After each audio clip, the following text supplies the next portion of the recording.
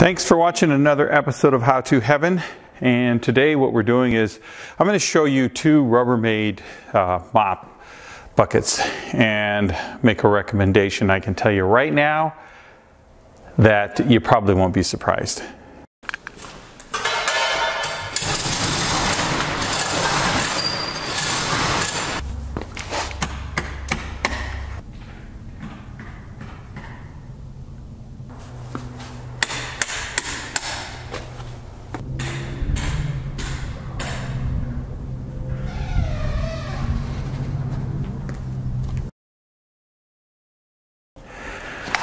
Well, if you've been watching the channel for a while, you know that every once in a while I'll do an unboxing or a product review. So today I'm going to review two products, from the same company, and that's Rubbermaid. Rubbermaid makes some really good commercial quality janitorial supplies, and so when I built my garage, I wanted to have a regular mop. Not one of these fancy squeegee, reinvent the wheel kind of mops where you flip the handle over, you spin it, but just an old-fashioned mop. And the problem with those mops, if you've ever used one, is that it's a really dirty job. You grab it, you basically wring it with your hands, and just, you clean up the floor and you dirty yourself up. But they're great tools. And so what I did was I went out looking for one, couldn't find it at Target or Walmart, ended up finding this right here. It's a job site. I don't make, any money. This isn't a paid review. This is just something that I do for myself. I went to Home Depot and I found this, and it's the only one that has a heavy-duty wooden handle. And if you look here, the mop holder itself is a piece of steel, and you clamp it in there, and that's basically just an old-fashioned design, and it works. So why reinvent it? So I had purchased a Rubbermaid mop bucket, and I'll show that to you right here. And what it is it's basically a home model. I mean, it's a really low-grade, low-quality mop bucket. At the time, it felt good to me. It's got a nice sturdy handle here, and this piece, even though it's plastic, is pretty heavy duty. The problem with it, though, is in this. This is the part that actually squeezes your mop and cleans it up. And if you look at this bucket, this piece has two little ears, and they just snap in down here. Well, they unsnap just as easily, and I can't tell you how many times that I would squeeze the mop and the thing would fall apart. And it's such a cheaply made unit that if you look here real closely when I'm pulling the handle, and I'm going to try to get it in here for your view, if you look, there's the two ears right there, and they snap in the back of the bucket. Right back there. Can you see that right there where I'm pointing with my finger? Right there. Anyway, as soon as you put pressure on here, these tabs back there in the back of the bucket, they just start to twist and turn. This thing unsnaps. It falls apart. These little arms here that hold this mesh together, this mesh thing here is supposed to squeeze your bucket, your mop against the bucket here. It's got some holes in it right there, and that's supposed to allow the water to trickle down into here, and that cleans your bucket. This is an absolute pile of junk. I wouldn't recommend it at all. As a matter of fact, what I'm going to do is I'm going to rip this sucker apart, leaving just the bucket, and that's going to be my car wash bucket. And it should be good for that. I've always wanted a car wash bucket that had wheels, and now I've got one. What a pile of junk. Okay, what's the other product that I'm going to unbox? I'll show you. It's that one right there. It's called Commercial Wave Break. I don't know why they call it that, but it's called the Wave Break Mop Bucket with Wringer. And let's open it up and see what we got.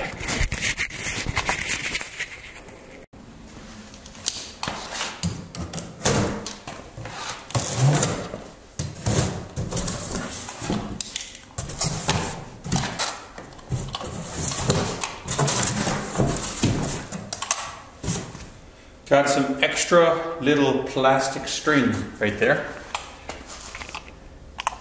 Now, here is that assembly over to that, similar to this home model. And you can see that this is super heavy duty.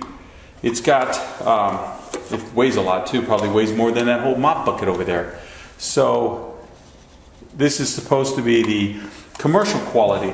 You can see that the arm is much bigger, and these are all like steel. You can hear them, and they're steel back there. Now the piece that goes in the very bottom here that I was complaining about on that is still plastic, but it goes into a full channel instead of having two little tabs. So this should really, really do the job. And then you get the bucket itself. Bigger wheels, bigger casters, and a handle, which is great because you want to move this thing around. And this piece just goes right on top like this and just drops in, just like that. And there you have it. It's a huge mop bucket. It's got so much more room than my little car wash bucket there. It's got this handle so I can carry it around. There's a flaw. But when you put fluid in here, it should balance the bucket out. Right now, all the weight is on this end here. But this is a much, much better design. You can even feel the difference. Even though it's larger than that one, it is so much more easier, if that's a word, a way to say it. It's easier to use. And then what you have is your mop itself. And we're going to do a unbagging, so to speak, of this. So let's open this baby up. Alright. And let's see what we got here. So it's a two-piece because it's not connected. And here's what I was talking about earlier. This is the clamping system for this mop. And it's just an old-fashioned, it's a wing nut, basically. And when you undo that, it opens this, it separates this. This right here will put pressure. The mop actually goes in like a V in between this gap here. And then when you tighten this wing nut, the clamp puts pressure on the mop itself and then crimps it in there and locks it in like that. So let's go ahead and let's show you how to do that. So we take our mop out. And there you go. Separate it so we can get that channel in there. So there you have it. There's a piece of cloth right there in the middle of the channel, and we're going to feed this through the hole. Doesn't look like it's going to be that easy, but it's not going to be that difficult either. So let's go ahead and put this in here. Goes right in like that. Then we take our little V-clamp that I was showing you, and the V-clamp, it actually it detaches on one side and it's locked in on the other. So you just go under like that. And then you want to put that white piece of cotton right on the V-clamp. Just right on the V-clamp. And get it centered. And then we're just going to tighten the wing nut until we are crimping our new mop head. Just keep tightening it until you've got it clamped in your mop.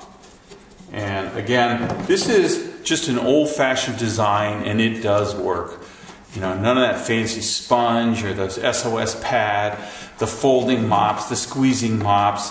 That's why you won't find any of those in a commercial application. You go to any real commercial application, and they're going to be using a Rubbermaid commercial mop bucket and a good old-fashioned mop with a wooden handle, just like this. So, here we have it, and you can see that it is now clamped in there.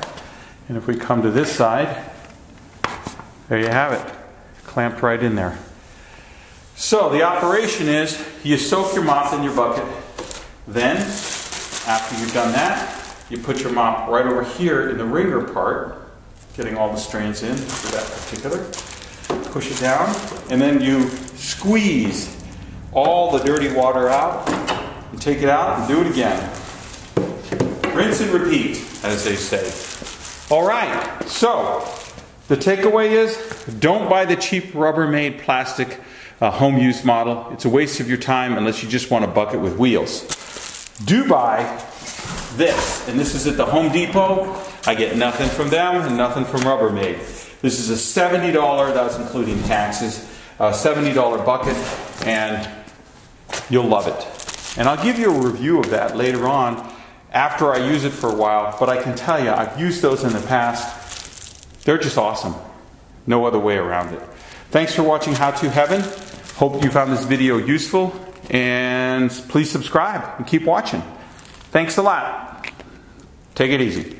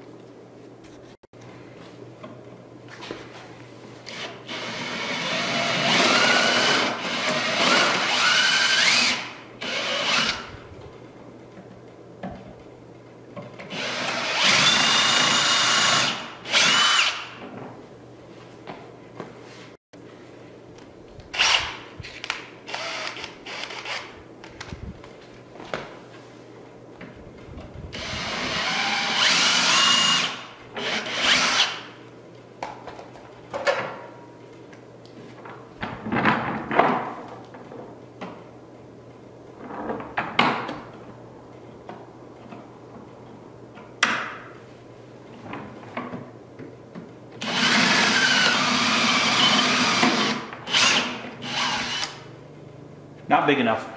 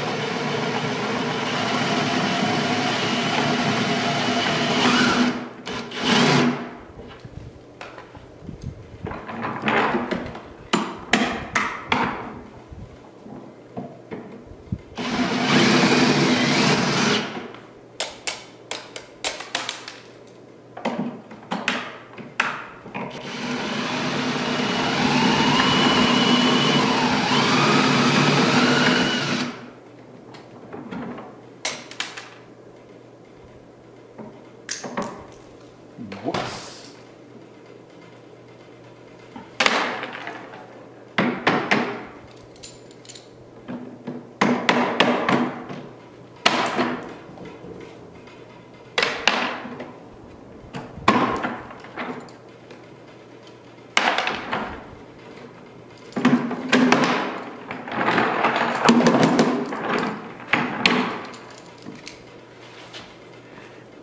And now I have a car wash bucket.